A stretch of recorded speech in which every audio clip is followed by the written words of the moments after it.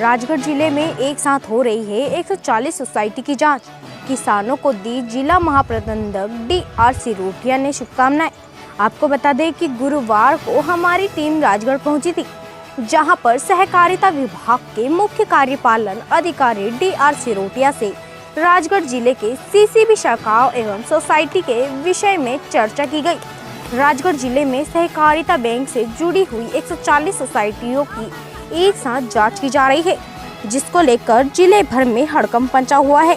आपको बता दें कि CCB शाखाओं एवं सोसाइटियों में ऋण माफी एवं बीमा राशि व जिन किसानों के खाते में बीमा राशि आई थी और बाद में होल्ड कर दी गई थी, उसकी भी जांच होना है। वहीं बीमा वितरण में जिन किसानों का रकबा बढ़ाकर अधिक बीमा का लाभ दिया गया था, उसकी भी जांच कर दोषियों पर कार्रवाई की जाएगी। साथ ही गेहूं खरीदी केंद्रों पर गड़बड़ झाला हुआ है और उस पर भी बारीकी से जांच कर दोषियों पर कार्रवाई करने का आश्वासन मुख्य कार्यपालन अधिकारी DR सिरोठिया ने दिया है। मंडावर से हुकम प्रजापति की रिपोर्ट। हुकुम भाई, पहले तो आपको नमस्कार करता हूं। मैंने अभी इस district central cooperative bank Rajgarh में 17 जनवरी को अपने पदभार ग्रहण किया। मैंने पदभार ग्रहण करते ही मैं इस बैंक के प्रशासक, जो कि जिले के कलेक्टर भी है, श्री हर्ष दीक्षित साहब, उनके मार्गदर्शन में मैं करीबन विगत 15 दिन से इस बैंक की गतिविधियों पर थोड़ा नज़रें निहायत कर रहा हूँ। कुछ हमारी सोसाइटियों में उसके मिसमैनेजमेंट या मिस अकाउंटिंग के कारण उनके खाते को क्रेडिट नहीं हुआ। ऐसे की भी ये जांच में जैसे ही संज्ञान में आएगा, उन सब संस्था प्रबंधक, ब्रांच मैनेजर और अन्य अधिकारी जो है कोऑपरेटिव के, उन सब पर विधि सम्मत कार्रवाई होगी। मैं तो जैसे ही आया हूँ, इस बैंक की रिकवरी अभी करीबन 8 अरब 50 करोड़ की टोटल इसकी मांग है और इस मांग के विरुद्ध अभी मात्र 1 अरब के आसपास की रिकवरी हासिल की है, जो कि 140 सहकारी समितियों की विस्तृत जांच हो।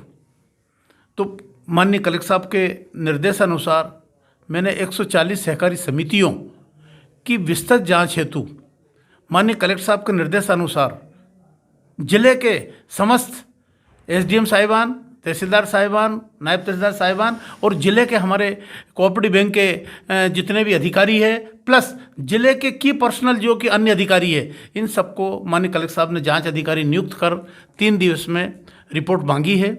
अभी वो रिपोर्ट पूरी तरह से प्रोग्रेस में है। करीबन 140 में से 35 से 40 सोसाइटियों की जांच रिपोर्ट मेरे पास आ चुकी है।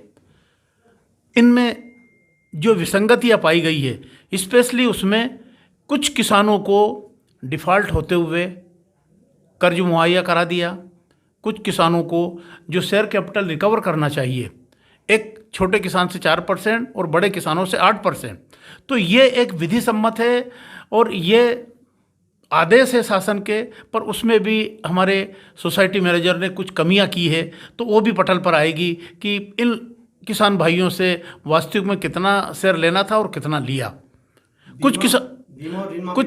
कुछ किसान भाइयों के ऋण में भी, जैसे उनकी लिमिट 1 लाख की थी, तो ओवर फाइनेंसिंग भी हुआ है। कुछ किसान भाई डिफ़ॉल्ट हो गए, फिर भी उनको लोन दे दिया गया। ये भी सारी चीज़ें 140 सहकारी समितियों की पटल पर आ रही है।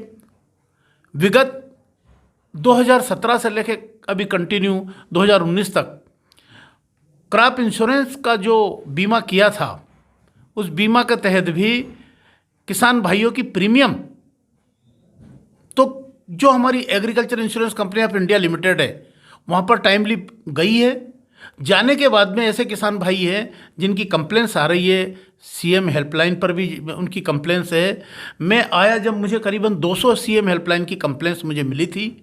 मैं उनमें से करीबन 70 से 75 कंप्लेंट्स का निराकरण कर चुका हूं, क्योंकि कंप्लेन का लेवल 4 तरह का रहता है, L1 से L4 तक।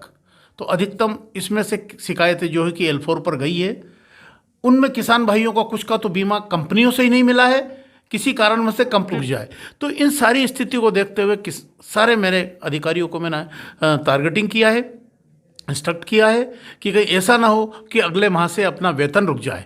तो सब लोग एक ओथ ले, एक शपथ ले और इस बैंक के लिए ऐसा एक काम करके दिखाए कि हम जो 8 अरब रिकवर करना है उसमें कम से कम नहीं 31 मार्च तक हम कम से कम 40 से 45% रिकवरी कर सकें। इसी तहत मैंने अभी 28 तारीख को एक पूरे ज़िले की मीटिंग भी कॉल की थी। सभी ब्रांच मैनेजर से मैंने फेस टू फेस और सब्जेक्ट टू सब्जेक्ट चर्चा भी की है और अभी अगला फेस मेरा है कि मैं 140 सोसाइटियों से रूबरू हूँ। उनकी मीटिंग भी बहुत जल्दी मैं आहूत करने वाला हूँ। एक सोसाइटी मैनेजर से due as well as overdue की बात करूँगा और उनको टारगेटिंग करके सभी को लक्ष्य देने के बाद डे वाइज रिकवरी की समीक्षा करूँगा। चूँकि अभी हमें हमारी अपेक्स बैंक से सहयोग नहीं मिल पा रहा है, लिक्विडिटी शॉर्ट होने के कारण से मेरे को लिमिट जो मुहैया अपेक्स बैंक करवाती है वो लिमिट मेरे को मिल नहीं पाई। इस कारण से ये हमारा अपेक्स बैंक का डिफ़ॉल्ट हुआ है, कुछ मार्केटिंग फेडरेशन का डिफ़ॉल्ट हुआ है। अभी किसान भाइयों के लिए 1 अप्रैल से पुनः एडवांस फीडिंग का कार्यक्रम किया जाना है। खरीफ क्रॉप के लिए हम रासायनिक खाद की व्यवस्था में जुटे हुए हैं। किसान भाई स्वस्थ रहे, मस्त रहे, किसान भाई को इस कोऑपरेटिव के माध्यम से कोई परेशानी ना आए, समय पर उनको खाद बीज मुहैया हो, इसी व्यवस्था में हम लगे हुए हैं ताकि शासन की जो नीतियां हैं, जो निर्देश है, उनका हम सफलीभूत पालन करते हुए यहाँ के किसान भाइयों को हर चीज़ें उपलब्ध करवाएं।